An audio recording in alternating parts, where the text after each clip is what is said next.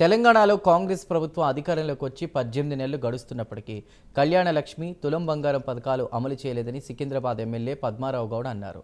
సీతాఫల్ మండిలో జరిగిన కళ్యాణ లక్ష్మి చెక్కుల పంపిణీ కార్యక్రమంలో ఆయన పాల్గొని 2,53,00,000 రూపాయల చెక్కులను లబ్ధిదారులకు అందజేశారు.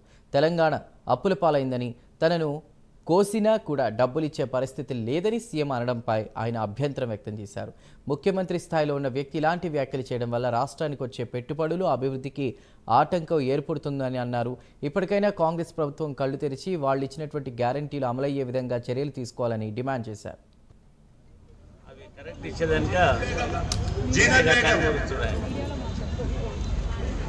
అయితే అప్పటికప్పుడు కేసీఆర్ గారు అలా ఎవరికి డబ్బులు తీసి ఆ అబ్బాయికి ఇచ్చేసి మంగళసూత్రం కట్టేయడం జరిగింది. అప్పుడు ఆ రోజులలో డిసైడ్ అయ్యాడు ఏమని అంటే పేదోళ్ళకి ఇట్లా ఇబ్బంది, 50,000 మొట్టమొదటి పెట్టారు, ఆ తర్వాత 75,000, ఆ తర్వాత 1,00,000 తీసుకొచ్చి అంతంతనన్నా